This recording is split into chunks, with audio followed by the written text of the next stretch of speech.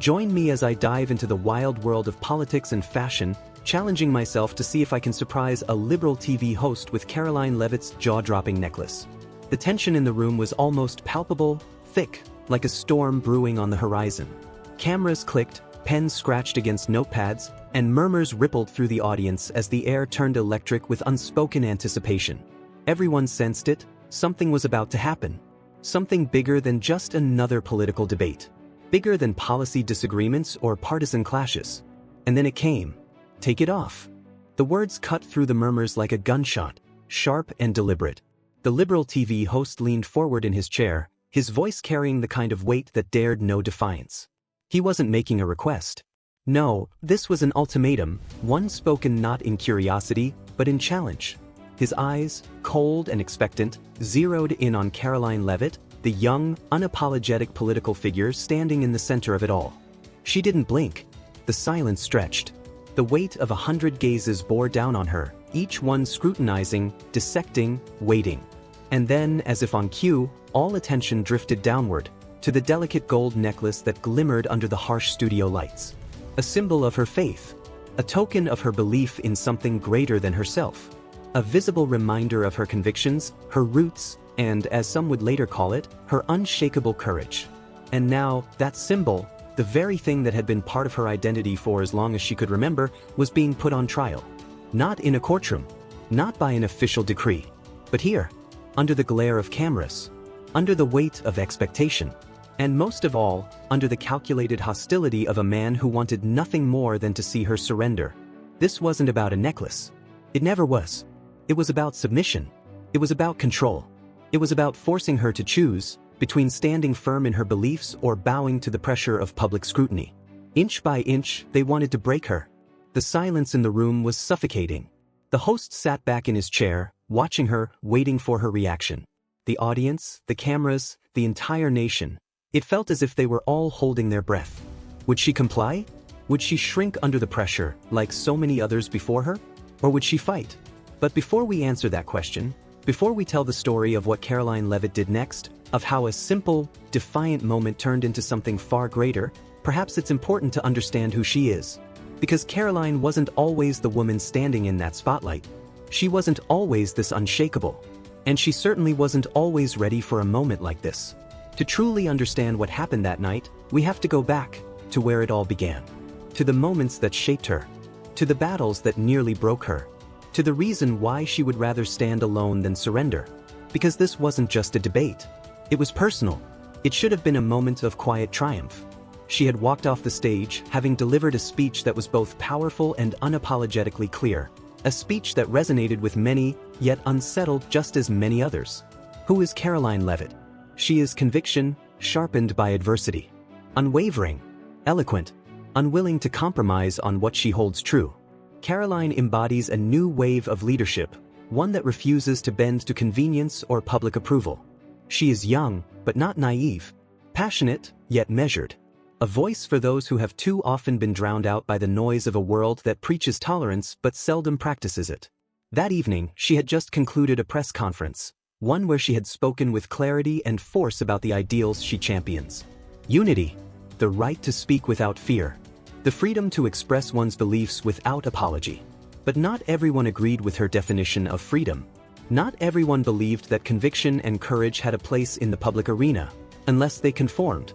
And now, standing beneath the harsh glow of studio lights, with the weight of a single demand hanging in the air, Karoline realized that this was more than just another debate. This was a battle over something far greater. It was a challenge, not just to her words, but to the very foundation of who she was. What was supposed to be a routine interview had morphed into something far more pointed, more deliberate. The cameras were still rolling, the audience still seated. Yet the room felt different now, like the opening moves of a game where only one side knew the rules. Karoline Leavitt stood at the center of it all, but keenly aware of the shift. The host wasn't interested in policy discussions anymore. That much was clear. This wasn't about politics. This was about her. He adjusted his posture, settling into his chair with the kind of ease that suggested control, his smirk lingering just a second too long. "You're sidestepping, Karoline," he remarked, his tone casual, almost amused. "I asked you to take it off." A murmur rippled through the audience. Not loud, but noticeable. Tension coiled in the silence that followed. Even those who might have agreed with him, the ones who had nodded along with his remarks earlier, seemed to hesitate now. Something about this moment felt off. Still, he pressed forward. "What's wrong?" he prodded, tilting his head slightly. "It's just a necklace. Or is it something more?" His voice carried an edge now. Calculated. Pushing. He wanted to see discomfort. Hesitation. Some proof that he was getting under her skin. He got nothing. Karoline remained steady, her expression calm. Unreadable. She let the silence stretch just long enough for the weight of his words to settle. Then, with measured precision, she finally spoke. "If it's just a necklace," she said, her voice smooth but laced with quiet challenge, "why does it bother you so much?" A barely perceptible shift crossed his features. The amusement, the confidence, it all flickered just for a fraction of a second. The host exhaled a small, controlled breath before shaking his head slightly. He leaned back, masking the slight loss of control with casual indifference. "It's a simple question, Karoline," he said, regaining his composure. "Symbols mean something. And some people find them divisive." Karoline didn't look away. "Freedom doesn't mean making sure everyone is comfortable," she said, her voice even, unwavering. "It means respecting differences, even when they challenge us." The shift in the crowd was immediate. Some members of the audience nodded, murmuring their approval. Others leaned back, arms crossed, their expressions unreadable. A few whispered to their neighbors, debating where they stood. The divide was no longer hypothetical. It was right there, in real time, playing out in the silence between her words. A slow breath. A moment of absolute stillness. Karoline didn't rush to fill the silence. She let it stretch. Let it weigh down the room. Let it become something he had to carry. Then, with quiet deliberation, she reached for the delicate chain at her collarbone, her fingers barely brushing against it. "You want me to take it off?" Her voice was soft, but it carried. "You want me to remove this?" she repeated, tilting her head slightly as if studying him, as if trying to understand the true nature of his demand.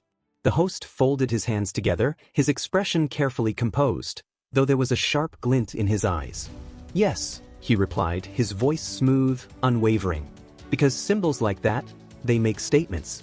And statements have consequences." Sensing an opportunity, he leaned in. "So you questioned it?" he pressed. Karoline met his gaze without hesitation. "Of course I did."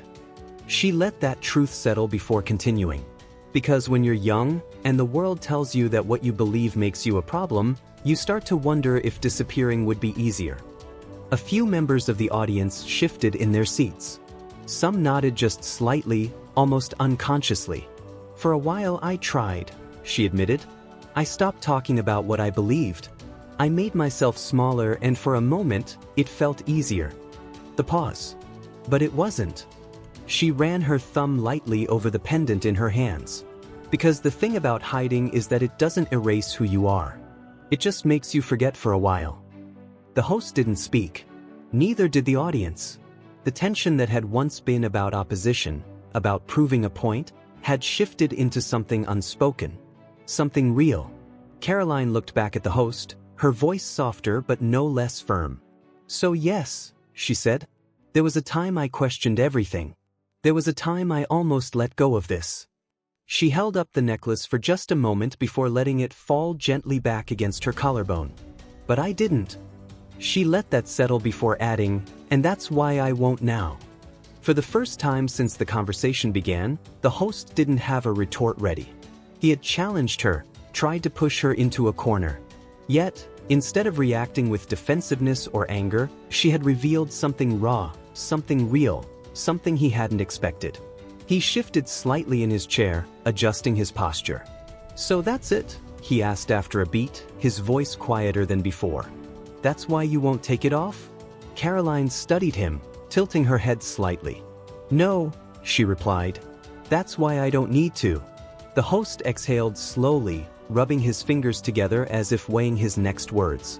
"But don't you think," he began carefully, "that people should be allowed to exist in public spaces without feeling like they're being confronted with someone else's beliefs?" Karoline didn't flinch. "Isn't that exactly what I'm saying?" she countered. His brow furrowed just slightly. "Tolerance," she continued, "isn't about making the world uniform. It's about allowing space for different beliefs to exist, without demanding that one must disappear for the other to feel comfortable. The host shifted again. This time, he wasn't leaning forward, pushing. He was listening, but he wasn't ready to let go just yet.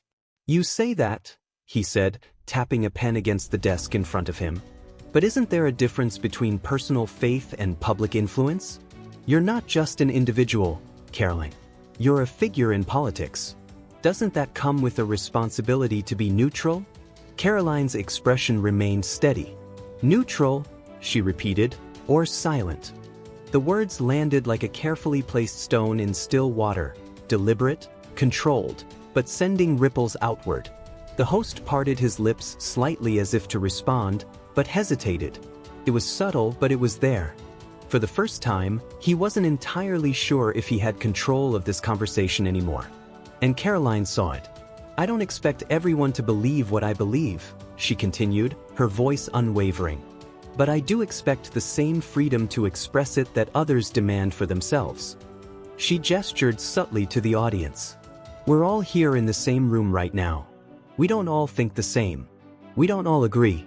But that doesn't mean one voice has to disappear for the others to feel safe."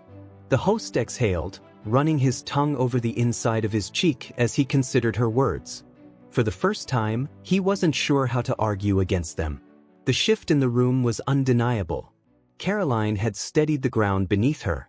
She wasn't just holding her position, she was reshaping the conversation itself. The host had pushed, and instead of crumbling, she had turned his own argument back on him. And he knew it, but he wasn't ready to surrender just yet. He leaned forward again, fingers interlaced, voice measured but with an unmistakable edge. "Let me ask you this then. The beat. What if someone else walked into this room wearing a symbol that you found offensive?" Karoline's expression remained composed, but the question had weight.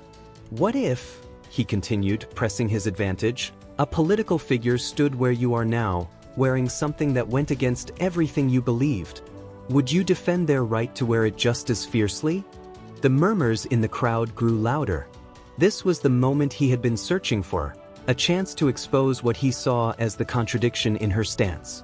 Karoline, however, didn't rush to respond. She let the question breathe. Then, after a pause, she spoke. "I would." The room stilled. Even the host seemed caught off guard, as if expecting hesitation, some small crack in her resolve. "That's what freedom means," she continued, her tone unwavering. "Not just when it's easy. Not just when I agree with it. But always." The host sat back slightly, studying her. "Even if it offends you?" he pressed. Karoline met his gaze without flinching. "Especially then." The weight of those words settled over the room. A few members of the audience nodded. Some remained skeptical. But no one could deny the clarity of her stance. She wasn't just defending herself anymore. She was defending something much bigger.